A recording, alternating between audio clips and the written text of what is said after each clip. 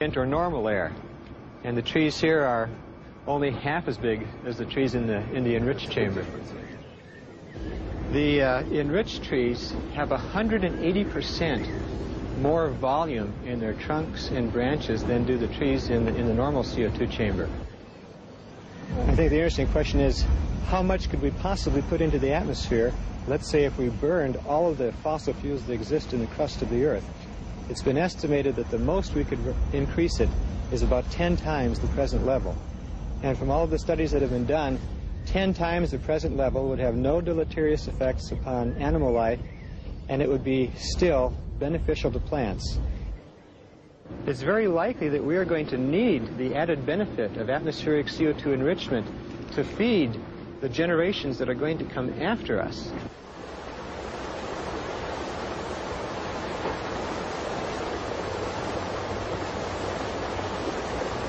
If there's concrete evidence of the benefits of CO2, and the detrimental effects are, at the very least, questionable, how is it that we've been led to take talk of catastrophe seriously? After all, it's only some 15 years since a rather different global climate catastrophe was in vogue.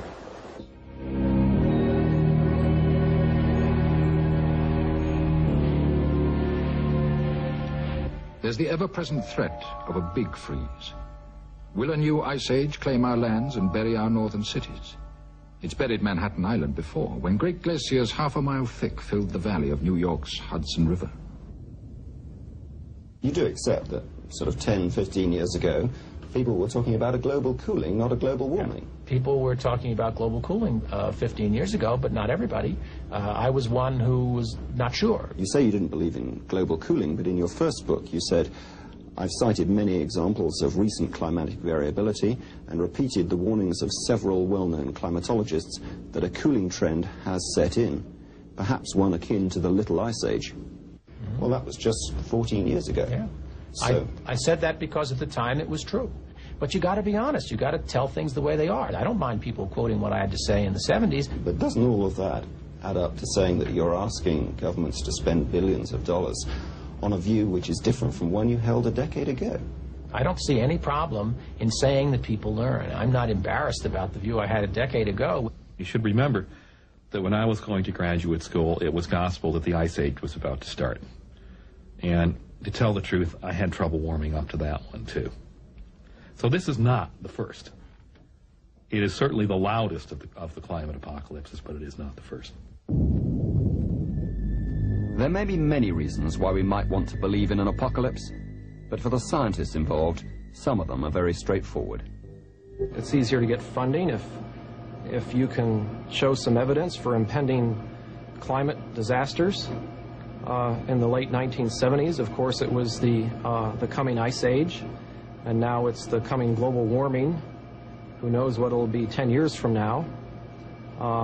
But sure, science benefits from some scary scenarios. A lot of people are getting very famous and very well known and very well funded as a result of promoting the disastrous scenario of greenhouse warming. My suspicion would be that if one has a crisis like this, it's easier to gain funds for the profession as a whole. I don't think funding directly influences the nature of the research or the approach. But indirectly? Well, I can use my own organisation as an example.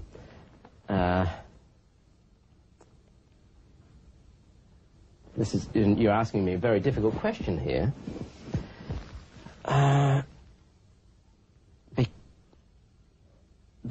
Okay, my organisation has only one permanent university-funded scientist, and that's me. I have about a dozen research workers with PhDs who are working in the climatic research unit, and they're all funded on so-called soft money. Their existence requires me, or us jointly, to get external support. Funding may have encouraged belief in the greenhouse theory, but if you oppose the theory, life can get difficult. I was warned when I wrote my first paper, which discussed a difference between the climate models and some numbers that I was looking at for the tropics alone, that it would be very difficult and that my funding would probably be cut. And in fact, it has been cut. Did you believe that at the time? No, I didn't. I thought that the system was so straightforward and honest that bringing in a new idea and a new perspective into the whole thing, which I thought I did in 1979, would actually be considered to be a positive thing, and that people would like to look at both sides of the argument and then have a debate. But of course, in some ways, one could say it's been successful in terms of raising funds, that by going around saying there's a crisis around the corner, people are talking about putting in more funds and so forth. And maybe it's worked. Perhaps it's worked, perhaps I was wrong. But I think that it's going to backfire. Richard Lindzen has recently said that this whole area of global warming has sort of become a new McCarthyism. And if you don't jump on the environmental bandwagon to stop the inevitable warming that the Earth is going to undergo, that you're going to be ostracized from the scientific community and from everybody else's community, because it's not fashionable to disagree with the environmentalists these days. I don't know. Neither of us can answer. Of course not. We can't answer that question. People who have a point of view which may not be the politically acceptable point of view are going to have problems. That's not surprising. I have had experience with editors where I have asked questions as to why something was rejected. And this has occurred with more than one journal, and have been told that your papers are held to a higher standard of review than others. I've been literally told that. For what grounds did they hold? Because of what they say. I mean, that's fine, okay, if they want to be that way. I'm a big boy. I've been fairly successful. I know that I would have been more successful probably if I'd say the world's coming to an end, but I just can't quite bring myself to do that. Of course, it's not only been the scientists. The media also benefits from a good disaster story.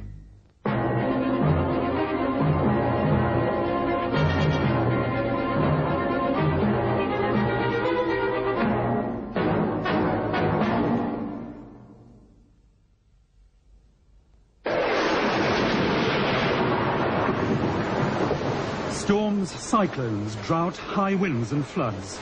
A foretaste of global warming, a change in the climate caused by man's pollution of the planet.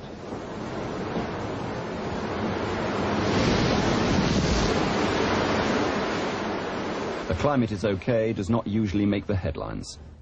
And the best prophets of doom are the ones filmed most. The rate of change is so fast that I don't hesitate to call that kind of change potentially catastrophic for ecosystems. There are statements made of such overt unrealism that I feel embarrassed. I feel it discredits my science. I think there could arise problems where one will need to depend on scientific judgment. And by ruining our credibility now, we leave society with a diminished resource of some importance. Well, of course you always tell the truth, but how many of us ever get on the evening news in more than 23 seconds? Can you give the whole story in 23 seconds? You have to selectively give bits of information. And if the scientists and the media have connived to make a good story, the politicians have not been slow to see the advantages to them. We would be taking a great risk with future generations if, having received this early warning, we did nothing about it, or just took the attitude, well, it'll see me out. Why do you think it is that politicians, and indeed Congress, have been convinced that there has been global warming? I don't know that they've been convinced, but their business is to be responsive to their constituents, and their constituents are convinced. It would certainly not be in their best political interest to not act convinced, would it? So the people want to believe this, and politicians have to respond somewhat to the people's wants. They can't say to their constituents, you are stupid, can they? It may not quite add up to a conspiracy, but certainly a coalition of interests has promoted the greenhouse theory. Scientists have needed funds, the media a story, and governments a worthy cause. And beyond